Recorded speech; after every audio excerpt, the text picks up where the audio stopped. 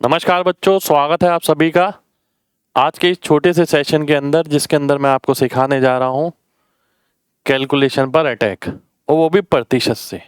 एक बहुत प्यारी चीज़ जो आपके बहुत काम की है। एक छोटी सी वीडियो है, लास्ट तक ज़रूर देख लेना। काफ़ी सारी चीज़ें सीखने को मिलेंगी इस क्लास से। ठीक है, प्रतिशत से कैलकुलेशन पर अटैक। देखो, सुनने में थोड़ा अजीब सा लग रहा है, पर वाकई में ये बहुत काम की चीज़ है। जैसे कि सबसे पहली चीज ये है कि आपको प्रतिशत याद होनी चाहिए सारी। ये आपके तभी काम की है। कई कई जगह बहुत बड़ी बड़ी गुणा, बहुत बड़े बड़े भाग आप यूं ही कर पाएंगे अगर आपको प्रतिशत याद है तो। सबसे पहली चीज है प्रतिशत। ठीक है, अगर ये याद है तो आपको ये चीज बहुत अच्छे से समझ आएगी और आप अपनी काफी जगह इसे इस्तेमाल भी कर पाएंगे। ये वैसे तो बहुत बड़ा टॉपिक है, आज मैंने इसका एक छोटा सा हिस्सा लिया है, यानी आज इसका है पार्ट 1। ठीक है, अगर आपको ये वीडियो अच्छी लगेगी तो मैं इस तरीके की एक आध वीडियो और लेकर आऊंगा जिसके अंदर पार्ट 2 या पार्ट 3 होगा। ठीक है, तो आप शुरू करते हैं आज की क्लास। जैसे कि मेरे सामने एक कैलकुलेशन लिखी है इस तरीके से। आज मैं आसान वाली प्रतिशत ही लेने वाला हूँ, ज़्यादातर वो प्रतिशत लेने वाला हूँ जो आपको याद होती हैं। ठीक है, सिंपल वाली। ठीक है, आज की चीज अच्छे से समझ आएगी तो हम आगे कॉम्प्लिकेटेड वाली भी लेकर आएंगे आपके लिए, जिससे और भी कैलकुलेशन आपकी बहुत आसान हो जाएगी। पर पहले आज की समझनी जरूरी है। ठीक है, सबसे पहली चीज, किसी भी गुणा या किसी भी भाग में आपको कोई प्रतिशत नजर आना चाहिए जो आपको याद हो। कोई प्रतिशत देखो, जैसे कि मुझे यहां पर नजर आ रहा है 25, तो 25% मैं देखूंगा इसको। यहाँ लिखा नहीं है प्रतिशत, पर मुझे 25 की जगह 25% मैं मान के चलूंगा। ठीक है, बात को समझना ध्यान से, मुझे ये गुणा करना है और बहुत जल्दी गुणा करना है। दूसरी चीज, आप ये देखो इसका लगभग मान कितना आ सकता है, किसके अराउंड। लगभग मान इसका किसके अराउंड आ सकता है, लगभग वैल्यू कितनी आएगी। अगर मान लेते हैं ये 250 है और ये 100 हो जाता है, 250 को आप 100 से गुणा कर दोगे तो 25,000 26,000 के करीब आंसर आता है, यानी मेरा आंसर 25-26,000 के करीब होगा।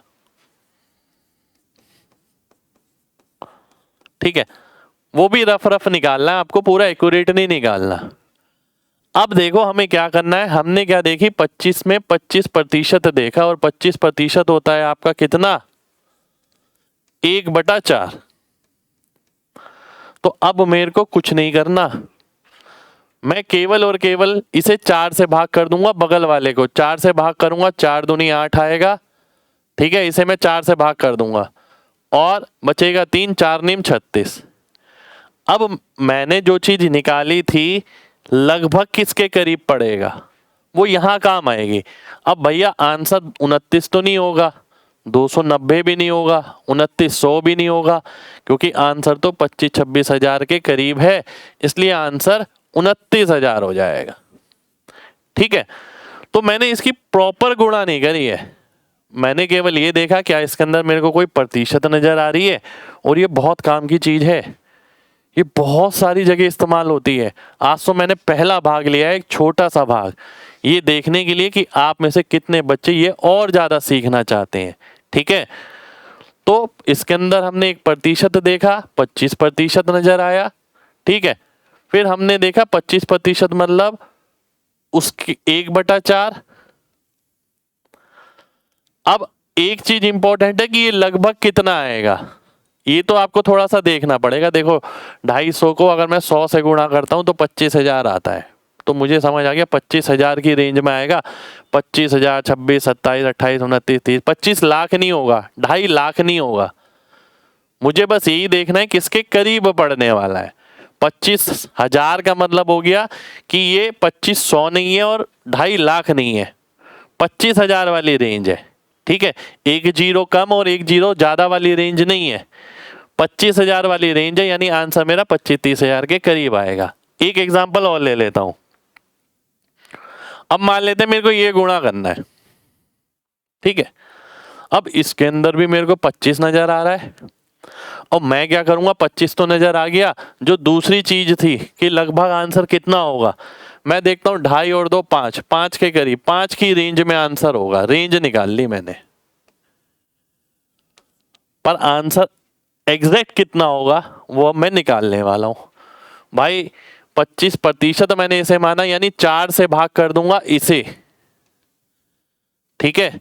4 से मैंने इसे भाग कर दिया, दशमलव पे ध्यान नहीं देना है आपको। 4 से भाग करोगे, 4 पंजे 20 और 4 चौक 16। अब ये 54 तो नहीं होगा, मैंने तो निकाला है 5 की रेंज में होगा, तो 5.4 आ जाएगा, ये मेरा आंसर हो जाएगा। ठीक है, रेंज निकालनी इसलिए जरूरी है कि आपको पता लगेगा आंसर किसके करीब आएगा। 2.5 का दुगना है तो 5 है, तो ये 5 वाली रेंज है, ये 50 वाली नहीं है, और ना ही ये रेंज इससे एक पहले 0.5 वाली है, ये है 5 वाली रेंज। तो 5 की रेंज में मेरा आंसर आने वाला है, ये देखते ही पता लग जाता है।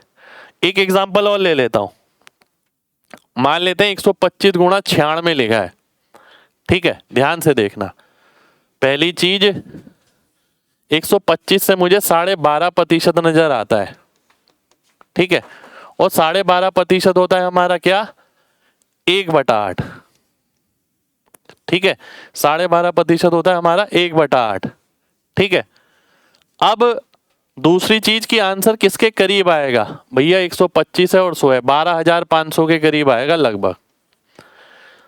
मुझे बस ये देखना है 12,000 है या 1,20,000 है, दोनों में बहुत फर्क होता है 10 गुना का।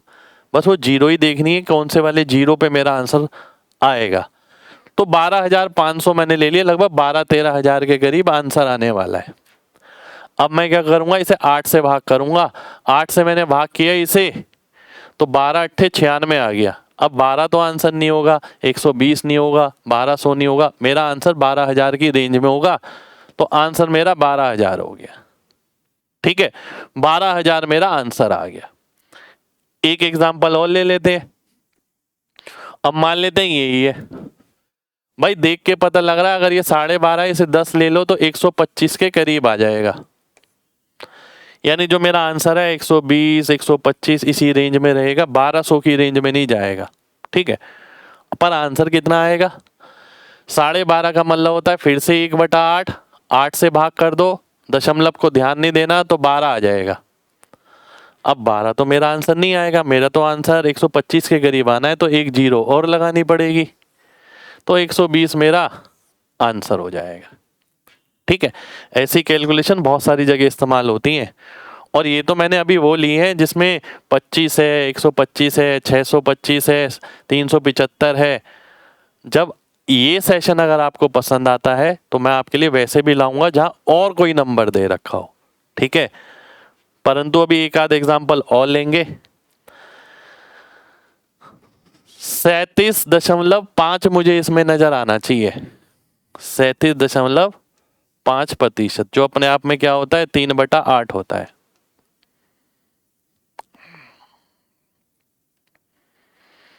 अगर मैं 3/8 लिखता हूं और 160 लिखता हूं तो ये कितना आ गया, 20-30-60।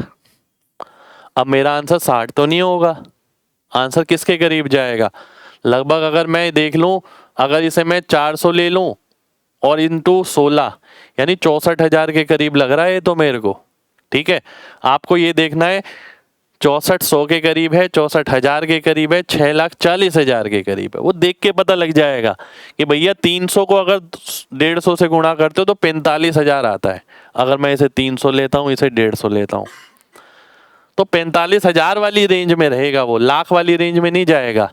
तो आपने देखा ये कितना आया था, 60, तो 60 का 600 नहीं होगा, 6,000 नहीं होगा, 60,000 होगा। ठीक है, तो 60,000 मेरा आंसर आ जाएगा। एक चीज और देखते हैं अगली, ये अब यहां पर भी देखो, ध्यान से देखना, अगर मैं इसे 40 ले लेता हूं, इसे 2 ले लेता हूं, तो 80 के करीब आएगा, 80 वाली रेंज में, 800 वाली रेंज में नहीं जाएगा, और ना 8 वाली रेंज में जाएगा। अब हमने फिर से वही किया, 3/8, 3/8 का मतलब क्या हो गया, 16 गुणा 3/8, जो कि क्या आ गया, 6 आ गया। अब 6 तो नहीं होगा आंसर, आंसर तो 80 वाली रेंज में होगा, तो वो 60 हो सकता है, 60 मेरा आंसर आ जाएगा। तो बिना गुणा करे हम इन चीजों का आंसर जल्दी से जल्दी निकाल सकते हैं। एक आध एग्जाम्पल और ले लेते हैं, सारे ही एग्जाम्पल ले लेते हैं। अच्छा, भाग वाले भी लिए हुए मैंने, चलिए भाग वाले भी ले लेंगे। 625 गुणा 256। अब ध्यान से देखना, 625 क्या होता है, 6.25% पढ़ा होगा आपने, जो कि 1/16 होता है। ठीक है, तो मैं 16 से भाग कर देता हूं तो 16 आ गया। अब देखने वाली बात यह है, क्या मेरा आंसर 16 आएगा, 16 160 आएगा, 1600, 16,000, 1,60,000 या 16 लाख। ठीक है, ध्यान से देखना, अगर आप इसे 600 लेते हो, इसे 300 लेते हो, ठीक है, अगर इसे 600 लेते हो, उसे 300 लेते हो, ठीक है, तो 1,80,000 आ जाता है। 600 गुणा 300 आप करोगे, 1,80,000 आ जाएगा। तो उसी के करीब आंसर आने वाला है, यानी 16 तो नहीं होगा, 160 नहीं होगा, 1600 नहीं होगा, 16,000 नहीं होगा, 1,60,000 होगा। क्योंकि इसका अगर मैं 600 लूं, इसका मैं 200, 300 आप कुछ भी ले सकते हो, मान लेते हैं 200 ले लिया आपने, तो 6 दूनी 12, तो 1,20,000 आ गया। तो 1,20,000 वाली रेंज में पड़ेगा आंसर। तो 1,20,000 वाली रेंज में 1,60,000 हो सकता है, 16,000 नहीं हो सकता। ठीक है, अगला देखते हैं। अब ये देख लो, अगर मान लेते हैं ये 6 है, इसे 3 ले लेते हैं, तो 18 हो गया। दिमाग तुरंत बता देगा कि किसके करीब आएगा, ये तो पता लग गया। अब फिर से वही 1/16 होता है, 16 से भाग किया तो 16 ही आया। अब 16 ही आंसर होगा, क्योंकि 18 की रेंज में 16 ही पड़ता है, तो ये मेरा आंसर हो गया। आप सोचिए, बिना इस तरीके के आपको ये गुणा करनी है तो आप कैसे करेंगे, बहुत लंबी गुणा पड़ेगी। और अभी मैं भाग में भी इसका कमाल दिखाऊंगा आपको, देखना ध्यान से। अगला आ गया 875 गुणा 88। 875 यानी 87.5% याद आना चाहिए, जो कि आपका कितना होता है, 7/8 होता है। मैंने पहला पॉइंट जो लिखा था वो ये लिखा था कि आपको प्रतिशत याद होनी चाहिए। ठीक है, आज मैंने बेसिक वाली चीजें ली हैं बिल्कुल, और ये अच्छी लगेगी तो अगला पार्ट भी जरूर लेकर आएंगे। पर ये काम बहुत आएगी, बहुत सारी गुणा बहुत आराम से हो सकती है अगर हम प्रतिशत से नंबर का रिश्ता निकाल लें। अगर मैं लगभग देखूं, मान लेते हैं ये 100 ले लिया मैंने, ये 900 ले लिया, 100 और 900 यानी हो गया कितना, 90,000 के करीब। यानी मेरे को ये पता लग गई, रेंज पता लग गई कि 90,000 80,000 वाली रेंज होगी, 9 लाख वाली रेंज नहीं होगी, या 9,000 वाली रेंज नहीं होगी। ठीक है, तो ये होता है 7/8। तो 7/8 से गुणा कर दिया मैंने 88 को। जब एक ही नंबर आता था तो हम सीधा भाग कर देते थे, क्योंकि ऊपर तो 1 होता था। अब यहाँ 7/8 है, इसलिए 7/8 को गुणा करेंगे। पहले हम 1/8 को गुणा करते थे, तो 77 आ गया। अब 77 से 770, 7700, 77,000। तो मुझे पता है 90,000 की रेंज में 77,000 पड़ता है, इसलिए ये मेरा आंसर आ जाएगा। ठीक है, आप सोचिए वैसे आपको गुणा करना है तो आप इसे कैसे करेंगे, ये जरूर बताना। ऐसे यहां देख लो, मुझे लगभग 9 नजर आ रहा है, ये 3 27, 9 3 27, लगभग 27 वाली रेंज है, 270 वाली रेंज नहीं है। ठीक है, ये होता है कितना, 7/8, ये कितना है 32, तो 7 चौक 28 हो गया। 28 का मतलब 28 ही आंसर होगा, क्योंकि 27 की रेंज में 28 पड़ता है, 280 नहीं पड़ता। ठीक है, तो आप सोचिए इस कैलकुलेशन को आप यूं गुणा करके आंसर निकाल लो कि 28 आंसर आ गया। कितनी बड़ी बात है, अन्यथा पूरा गुणा करना पड़ेगा। और आज तो मैंने बिल्कुल बेस वाली चीज ली है, आगे देखिएगा मजा आ जाएगा। पर बेस वाली चीज भी बहुत बच्चों को नहीं आती है, बहुत बच्चे नहीं कर पाते हैं ऐसे। अगला देखिए, ये देख लिया मैंने, अब मेरे को ये भाग में कैलकुलेट करना है। पहली बात तो मैंने बोला, अगर ये 250 है, ये 1300 है, तो लगभग किसके करीब आएगा, 5 या 6 के करीब आएगा। 4 5 6 कुछ भी हो सकता है, इसी रेंज में रहेगा। 250 का 4 गुना 1000 होता है, तो 4 5 6 7 ऐसा ही कुछ आएगा। 40 50 तो नहीं आएगा, ये हमें पता है। अब फिर से वही करेंगे भाई, 25% का मतलब क्या होता है 1/4, तो 132 ऊपर लिखा है, नीचे 1/4, यानी इसका 4 हम ऊपर ले जाएंगे। ठीक है, इसका 4 मैं ऊपर ले गया, क्योंकि 1/4 था तो ये 4 ऊपर गुणा हो जाएगा। 4 जब गुणा होगा तो कितना हो जाएगा, ये 13 चौक 52, 528। अब जो मेरा आंसर आएगा वो 528 तो नहीं हो सकता, मेरा आंसर तो 4-5 वाली रेंज में है। ये 4-5 वाली रेंज कब बनेगी, जब दशमलव लग जाएगा 5 और 2-8 के बीच में यहाँ पर। तो इसका आंसर मेरा ये आ जाएगा 5.28। ठीक है, तो हमने यही करा कि पहले रेंज देखिए किसके करीब पड़ेगा, फिर अपने हिसाब से प्रतिशत को भिन्न में किया और फिर इसे सॉल्व कर लिया। एक एग्जांपल और ले लेते हैं, मान लेते हैं ये। अब आप में से सभी बंदों को पता है 125, 130 लगभग एक बारी में जाएगा, है ना, सभी को पता है। अब बात यह कि एग्जैक्ट आंसर क्या आएगा, और सबसे बड़ी बात तो यह है जो बंदा बिना पेन उठाए आंसर बता दे। ठीक है, अगर ये 1 की रेंज में है, ठीक है, मुझे देखना आंसर क्या होगा। इसे मैं प्रतिशत में लेता हूं 12.5%। ठीक है, 12.5% होता है 1/8। अब मैं 13 को 8 से गुणा कर दूंगा जो होता है 104। ठीक है, क्योंकि 12.5% फिर से मैं 1/8 सोचता नीचे और 8 चला जाता ऊपर, तो 13 8 104 आ जाता। अब आंसर मेरा 104 तो नहीं हो सकता, 10.4 होगा जी, नहीं वो भी नहीं होगा। क्या 1.04 होगा जी, बिल्कुल होगा, क्योंकि मैंने रेंज निकाली है, ये 1 के करीब रहने वाला है। वैसे आप कैलकुलेट करके देखिए इसे 1.04 लाने में कितना वक्त लगने वाला है। अगला देखिए, ये 1200 है, नीचे 37.5 है।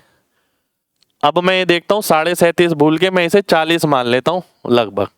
अगर मैं इसे 40 मानता हूँ तो 30 की रेंज में आंसर आएगा मेरा। 40 थी या 12, 30, 40 × 30 1200 होता है, यानी मेरा आंसर कहीं ना कहीं 30 के करीब आने वाला है।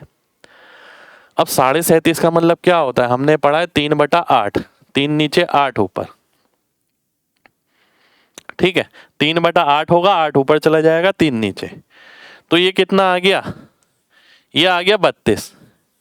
अब मुझे देखना है क्या मेरा आंसर 32 आएगा, 320 आएगा, 3.2 आएगा। देखो भाई रेंज तो मैं पहले ही निकाल चुका हूँ 30, तो 320 तो हो नहीं सकता, ना 3.2 हो सकता, आंसर मेरा 32 ही आएगा। तो कितनी प्यार से हम इसे भाग भी कर पा रहे हैं। ठीक है, अगला देखिए, 3.1 ऊपर है, नीचे 6.25 है। अब मुझे लगभग ये नजर आ रहा है कि ये 6 है और ये 3 है, लगभग आधे के करीब आंसर आने वाला है। अगर ये 6 है और ये 3 है तो आधे के करीब आंसर आने वाला है, एक से छोटा और आधे के करीब। आइए देख लेते हैं वो आधे के करीब कितना आएगा। अगर आप इसकी प्रतिशत याद रखते हैं तो आपको पता है 1/16, तो 3 1, इसे मैं 16 से गुणा कर दूंगा, तो 16 एकम 16, 1 ऊपर 16 3 48 और 1 49। अब बात ये बनती है क्या 496 आंसर होगा, 49.6 आंसर होगा, 4.96 होगा या 0.496 होगा। अब भैया मैंने तो अपनी रेंज निकाली थी, जो मेरा आंसर है वो आधे के करीब आने वाला है। आधे के करीब तो इनमें से कोई सा भी नहीं है, केवल ये है, तो ये मेरा आंसर हो जाएगा 0.496। अन्यथा मैं इसकी कैलकुलेशन इतनी आराम से नहीं कर सकता, कैलकुलेट करके देख लेना आप। अगला देखते हैं, अगला है ये आपके सामने,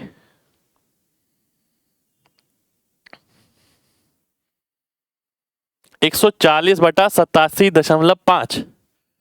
फिर से आप देखिए, अगर आप इसे 80 लेते हैं, इसे 140, तो आपको पता है 1 दशमलव कुछ आने वाला है।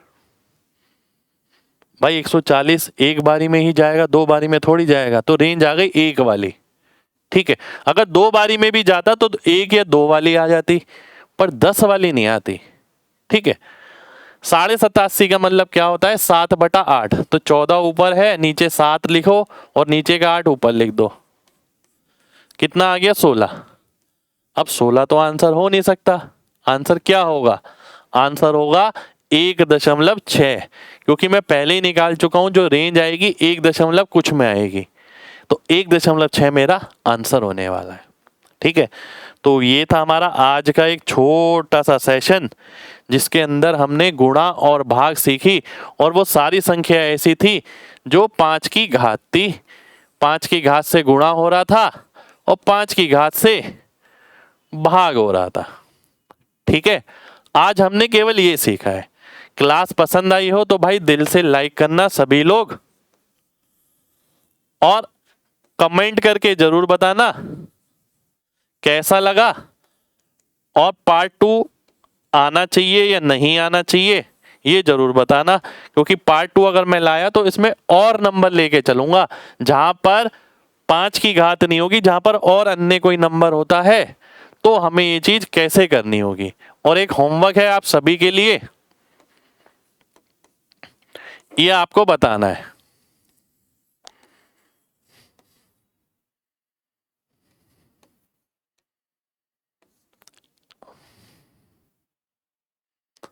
ठीक है, ये आपको बताना है ये किसके करीब आएगा। एक होमवर्क आपका ये है पहला। दूसरा है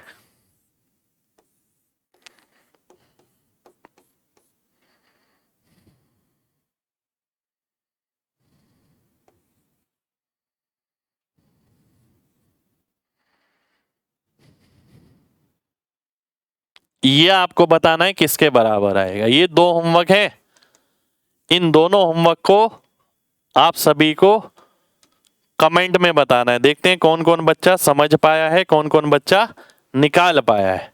ठीक है, तो ये छोटी सी शुरुआत कैलकुलेशन की, जहां छोटे छोटे कॉन्सेप्ट आप तक लाए जाएंगे, ये मैंने शुरुआत करी है।